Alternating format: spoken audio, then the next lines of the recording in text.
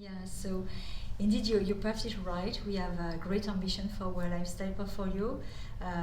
We are in a very favorable market, with a market that has probably which is one of the fastest growing markets among the hospitality sector, and particularly in Europe, which is a pretty mature market on traditional brand.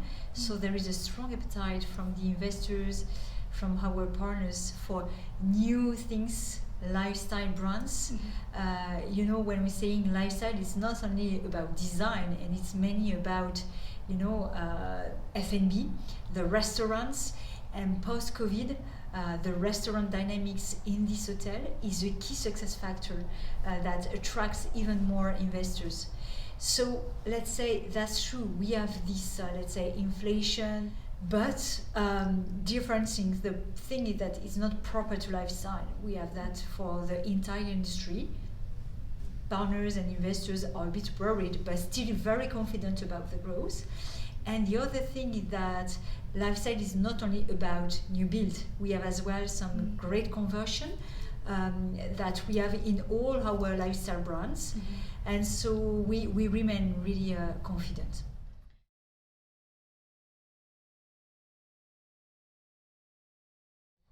Yeah, I would say that as Accor, you know that we are in all countries, in all continents.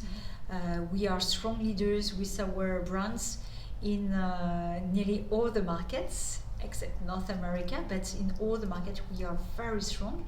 So for me, lifestyle is relevant in all the markets. As I mentioned, it's particularly relevant for major markets where there is really a willingness to modernize the hospitality.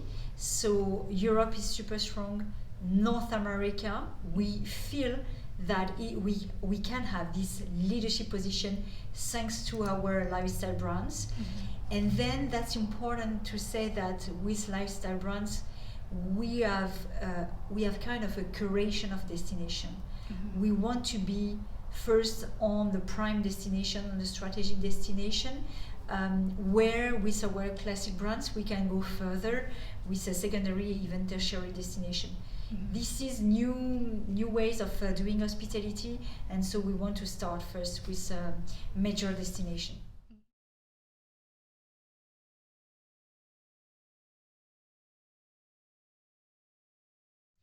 And you're perfectly right. I had the chance to go to Saudi Arabia for the first time in November. The country is in total transformation. You know that the authorities of the country want to diversify their industry, going beyond oil and energies. And so tourism is really a key strategic lever for their own growth. So they're investing a lot in the tourism. They've got these giant projects, in Alula, in the Red Sea, in Neom. We have the chance to have these great brands, both luxury and lifestyle, that are a big interest for them. And that's interesting to understand how they are transforming themselves. For sure, they consider luxury brands, but they are even more interested by lifestyle brand. And for example, in the Red Sea project, we have signed 3 projects at the same time with Raffles, Fairmont, and an SLS. So 2, let's say, luxury traditional brands and 1 lifestyle project.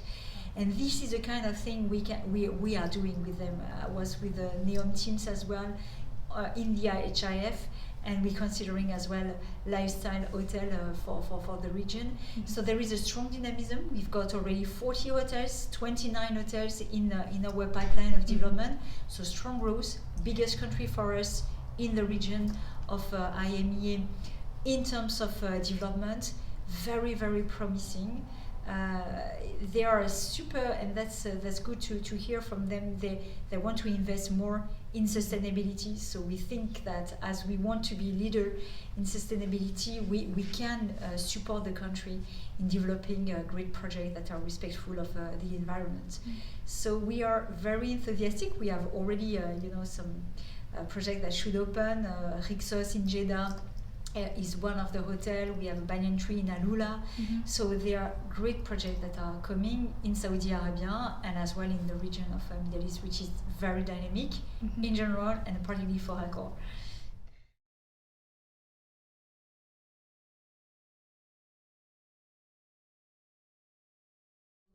With Emblems, which is a part of the luxury brand portfolio of Accor, we want this, let's say, curated, fascinating portfolio of hotels. We want to, let's say, approach some owners and partners that have nice, so far, independent hotels that are ready to consider to join a group, but to preserve, let's say, the unicity, the personality, even the aura of their hotel. And we want to address this market. We want to be able, with Emblem as well, to franchise some of the hotel in luxury that was so far not really considered at Accor, and we want to continue to manage hotel, for high-end with Raffles and Orient Express. But with Emblems, we want to open, to some owners that are really expert of the luxury, that have the same level of excellence in the service and in the product, and we like to really work with these partners and owners and let's say gather this emblematic hotel in a collection.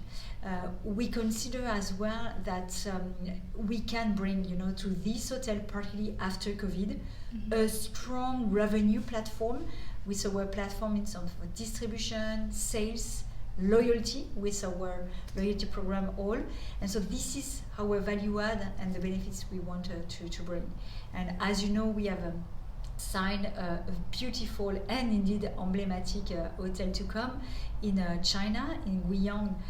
It's previously was a private mansion that will be converted into a hotel. It's spectacular, so it's really emblematic of the city there.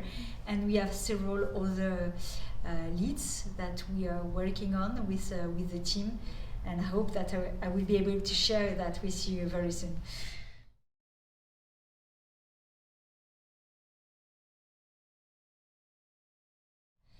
To answer the question about franchise, we have to address the different segments. Eco and mid-scale, what we call our power brands, with Ibis, the different Ibis brands, Ibis Budget, Ibis Styles, Ibis, Novotel, Mercure. They are brands that are very well mastered. And finally, at Accor, across the globe, and particularly in Europe, we have grown with our partners all together aside. So we have grown fast, leveraging our partners. Our partners have grown themselves with us. And so they have become mature.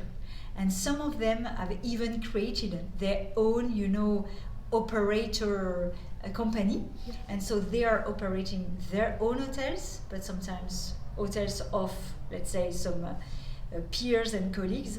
So we can see that developing really. We have some partners that have created this kind of company. We have as well, we're working as well with third-party operator or with partners that have the capacity to operate themselves. So in eco and mid-scale, this is really our dominant model. I strongly believe that it will help us to continue to grow fast with these brands that are super well mastered, with a clear product, with a clear service. And we have the good owners and partners we want to work with on franchise.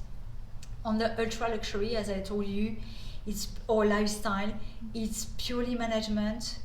We have to bring, really an expertise, and as well for lifestyle, something that does not exist really today. So we have to educate the market to support the owner.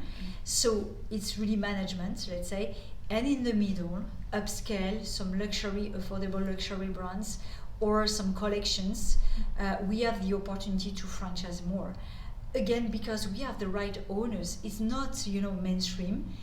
It's a partnership with an owner and a brand, an owner, an operator, and with owners that we know well, where we know how good they are in luxury product and services. We are ready to open to a franchise, which was indeed very confidential and marginal before. Mm-hmm. You know, you have mentioned collection Mm-hmm. with Emblems. We have Gallery collection as well, and Gallery is a perfect illustration of having, you know, both franchise hotel and managed hotel that work very well, and it's a good illustration of a success story that we have built with some of our owners that have really the good level of excellence that we are looking for in the luxury and upscale segments.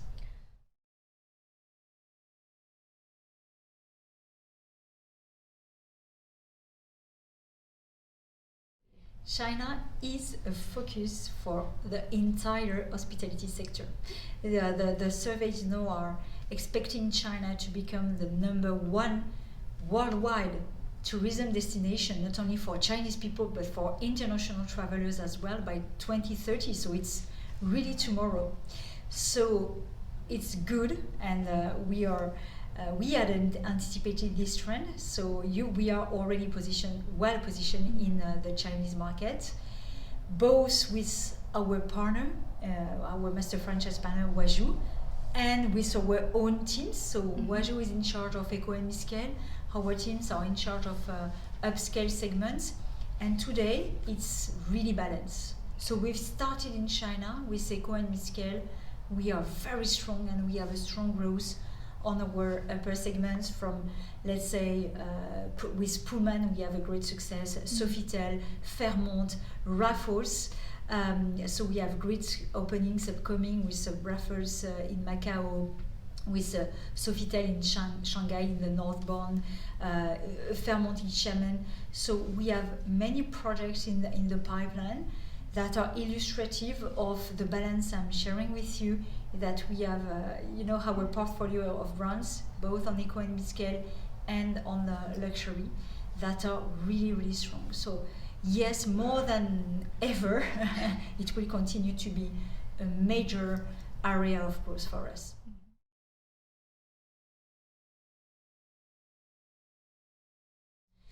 You know, I will talk about the current sentiment because unfortunately, as everybody probably, we don't have a clue about the future outlook.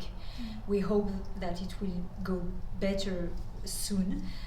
Yesterday, we had a European event, internal event here in Berlin with our European team. Unfortunately, our Russian team and Ukraine team could not come, but we are thinking about them. And I would say this is beyond the sanction, beyond the fact that we have suspended our development there. We want to stay aside our teams. We have more than 3,500 artist colleagues that are in the hotel. The hotels are shelters for our people, for, let's say, the media, for the NGO, for the foreign citizen. So we want to continue to be aside our teams there. But indeed, unfortunately, the development is fully suspended, and we just hope that things will get better soon.